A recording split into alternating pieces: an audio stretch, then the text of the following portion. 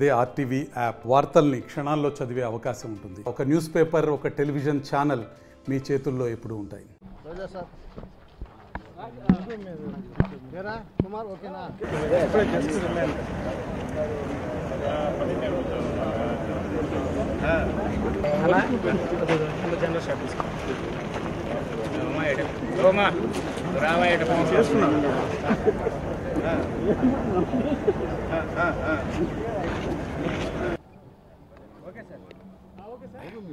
కాకాని గోవర్ధన్ రెడ్డి గారు 4వ ముద్దాయిగా ఉన్నటువంటి రుస్తుం మైకా మైనింగ్ కేసులో ఈరోజు SC/ST కోర్టు స్పెషల్ జడ్జి కోర్టులో ఇన్ఛార్జి పోక్సో జడ్జి గారు ఆర్గ్యుమెంట్స్ వినడం జరిగింది.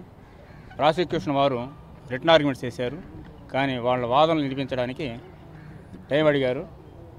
జడ్జి గారు ఎల్లుండికి ఇంకా వాయిదా వేయలేదు, రేపో ఎల్లుండో చూసుకొని వేస్తారని చెప్పారు. కాబట్టి వాళ్ళ వాదనలు వాయిదా ప్రకారం జడ్జి గారు ఎప్పుడు వాయిదా వేస్తారో చూసుకొని ఆ వాయిదా ప్రకారం వాళ్ళ వాదనలు విన్న తర్వాత ఈ కేసులో బెయిల్ అప్లికేషన్లో తీర్పు అనేది వెలువడుతుంది.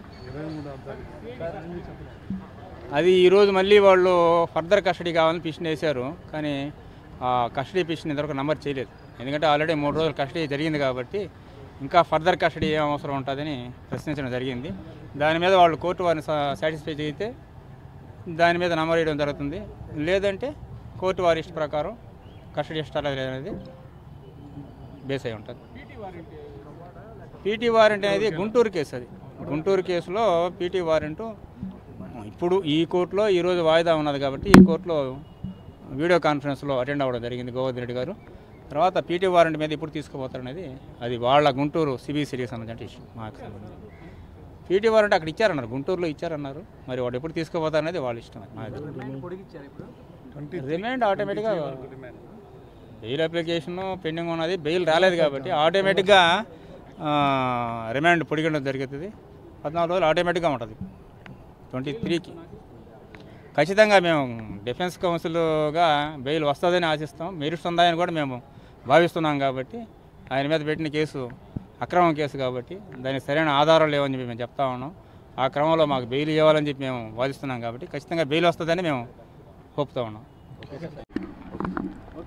ఈరోజు నెల్లూరు SC/ST ఇన్ఛార్జి జడ్జి గారి కోర్టులో రుస్తుం మైన్స్లో A4గా ఉన్న కాకాని గోవర్ధన్ రెడ్డి బెయిల్ పిటిషన్ గురించి డిఫెన్స్ కౌన్సిల్ వారి ఆర్గ్యుమెంట్స్ని జడ్జి గారు విన్నారు. తదుపరి ప్రాసిక్యూషన్ తరపున వాదనని ఎల్లుండికి పోస్ట్ చేశారు. తదుపరి కేసు ఎల్లుండికి వాయిదా పడింది. ప్రస్తుతానికైతే ఈరోజు వరకు అయితే ఆర్గ్యుమెంట్స్ విన్నారు డిఫెన్స్ కౌన్సిల్ వారి. ప్రాసిక్యూషన్ వాదనలు మాత్రం ఎల్లుండికి పోస్ట్ చేశారు. అది కాన్ఫిడెన్షియల్. Thank you. మళ్ళీ ఈరోజు కూడా ఫర్దర్ కస్టడీకి ఇంట్రాగేషన్లో సరైన వివరాలు ఆయన సరిగా సమాచారం ఇవ్వనందున మళ్ళీ ఫర్దర్ కస్టడీకి పిటిషన్ అయితే వేశాము. అది కోర్టు వారి పరిధిలో ఉంది. అవి తెలియదు నాకు. Thank you. మరిన్ని వీడియోస్ కోసం ఛానల్ ని సబ్స్క్రైబ్ చేయండి. లేటెస్ట్ అప్డేట్స్ కోసం వాట్సాప్ ఛానల్ ని ఫాలో చేయండి. అండ్ లింక్ డిస్క్రిప్షన్ లో ఉంది.